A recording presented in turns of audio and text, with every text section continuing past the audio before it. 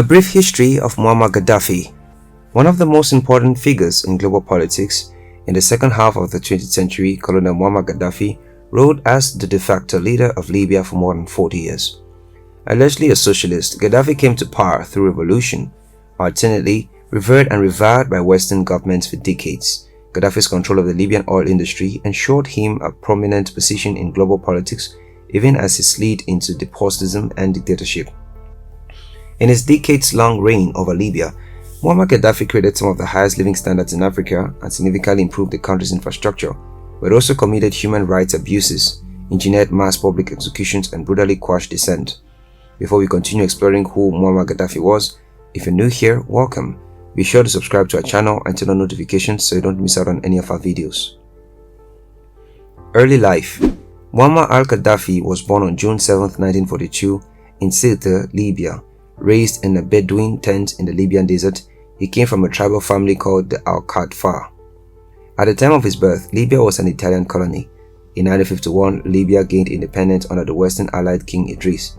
As a young man, Gaddafi was influenced by the Arab nationalist movement and admired Egyptian leader Gamal Abdel Nasser. In 1961, Gaddafi entered the military college in the city of Benghazi. He also spent 4 months receiving military training in the United Kingdom. After graduating, Gaddafi steadily rose through the ranks of the military. As disaffection with Idris grew, Gaddafi became involved with the movement of young officers to overthrow the king. A talented and charismatic man, Gaddafi rose to power in the group. On September 1, 1969, King Idris was overthrown while he was abroad in Turkey for medical treatment. Gaddafi was named Commander-in-Chief of the Armed Forces and Chairman of the Revolutionary Command Council, Libya's new ruling body. At age 27, he had become the ruler of Libya. Taking control of Libya. Gaddafi's first order of business was to shut down the American and British military bases in Libya. He also demanded that foreign oil companies in Libya share a bigger portion of revenues with the country. Gaddafi replaced the Gregorian calendar with the Islamic one and forbade the sale of alcohol. Feeling threatened by failed coup attempts by his fellow officers in December 1969, Gaddafi put in laws criminalizing political dissent. In 1970, he expelled the remaining Italians from Libya and emphasized what he saw as the battle between Arab nationalism and Western imperialism. He vocally opposed Zionism and Israel and expelled the Jewish community from Libya. Gaddafi's inner circle of trusted people became smaller and smaller as power was shared by himself and a small group of associates. His intelligence agents traveled around the world to intimidate and assassinate Libyans living in exile. In these early days, Gaddafi sought to orient Libya away from the West and towards the Middle East and Africa. He involved the Libyan military in several foreign conflicts, including in Egypt and Sudan and the bloody civil war in Chad.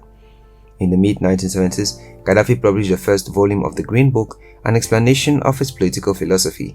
The 3-volume work describes the problems with liberal democracy and capitalism and promotes Gaddafi's policies as the remedy. Gaddafi claimed that Libya boasted popular committees and shared ownership, but in reality this was far from true. Gaddafi had appointed himself or close family and friends to all positions of power, and their corruption and crackdowns on any kind of civic organizing meant much of the population lived in poverty. Meanwhile, Gaddafi and those close to him were amassing fortunes in oil revenue, while the regime murdered those it deemed as dissidents. International notoriety. Gaddafi's ruling style was not just oppressive, it was eccentric. He had a cadre of female bodyguards in heels, considered himself as the king of Africa, erected a tent to stay in when he traveled abroad, and dressed in strange costume-like outfits. His bizarre antics often distracted from his brutality and earned him the nickname the Mad Dog of the Middle East. In addition to his destructive rule at home, Gaddafi was despised by much of the international community. His government was implicated in the financing of many anti-Western groups around the world, including some terror plots. The Irish Republican Army allegedly had links to Gaddafi. Because of the regime's links to Irish terrorism, the United Kingdom cut off diplomatic relations with Libya for more than a decade. In 1986, Libyan terrorists were thought to be behind the bombing of a West Berlin dance club that killed 3 and injured scores of people. The United States, in turn, under President Ronald Reagan's administration, bombed specific targets in Libya that included Gaddafi's residence in Tripoli. In the most famous instance of the country's connection to terrorism, Libya was implicated in the 1988 Lockerbie bombing. A plane carrying 259 people blew up near Lockerbie, Scotland, killing all on board, with falling debris killing 11 civilians on the ground. Libyan terrorists, including an in-law of Gaddafi's, were also believed to be behind the destruction of a French passenger jet in 1989, killing all 170 on board. Rapprochement with the West. In 1990s, the relationship between Gaddafi and the West began to thaw. As Gaddafi faced a growing threat from Islamists who opposed his rule, he began to share the information with the British and American intelligence services. In 1994, Nelson Mandela persuaded the Libyan leader to hand over the suspects from the Lockerbie bombing. It wasn't long before Gaddafi had mended relations with the West on many fronts. Gaddafi was welcomed in Western capitals, and Italian Prime Minister Silvio Berlusconi counted him among his close friends. Gaddafi's son and heir apparent, Saif al-Islam Gaddafi, mixed with London's high society for several years. Many critics of the newfound friendship of Gaddafi and the West believed it was based on business and access to oil. In 2001, the United Nations eased sanctions on Libya, and foreign oil companies worked out lucrative new contracts to operate in the country. The influx of money to Libya made Gaddafi, his family and his associates even wealthier. The disparity between the ruling family and the masses became even more apparent. Arab Spring. After more than 4 decades in power, Gaddafi's downfall happened in less than a year. In January 2011, the Tunisian revolution forced out long-time dictator Zain al-Abidine Ben Ali and set off the Arab Spring. The next month, Egyptian ruler Hosni Mubarak was forced out, providing a morale boost to protesters in several Arab capitals. Despite the atmosphere of severe repression, demonstrations broke out in the city of Benghazi and spread throughout Libya. Gaddafi used aggressive force to try to suppress the protest, and the violence quickly escalated. Police and foreign mercenaries were brought in to shoot at protesters, and helicopters were sent to bombard citizens from the air. As casualties mounted, Libyans grew more determined to see Gaddafi's ouster. As violence spread through the country, Gaddafi made several rambling speeches on state television, claiming the demonstrators were traitors, foreigners, Al-Qaeda and drug addicts. He urged his supporters to continue the fight, and small groups of heavily armed loyalists battled against the rebels. By the end of February 2011, the opposition had gained control over much of the country, and the rebels formed a governing body called the National Transitional Council. The opposition surrounded Tripoli, where Gaddafi still had some support. Most of the international community expressed support for the NTC and called for the ouster of Gaddafi. At the end of March, a NATO coalition began to provide support for the rebel forces in the form of airstrikes and a no-fly zone. NATO's military intervention over the next 6 months proved to be decisive.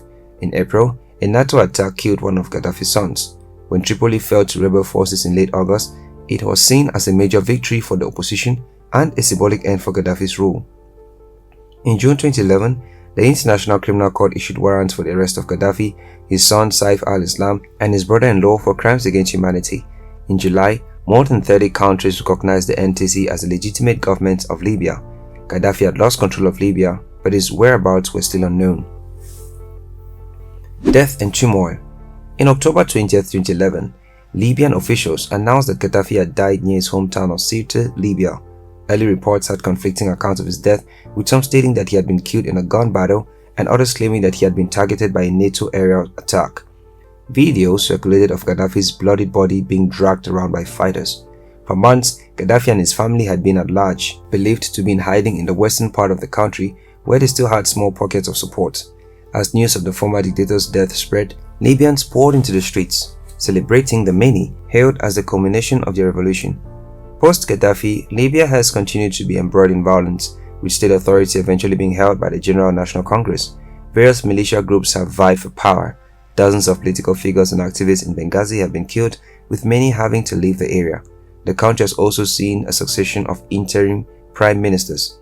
Thanks for watching, and this includes our coverage of the brief history about Muammar Gaddafi.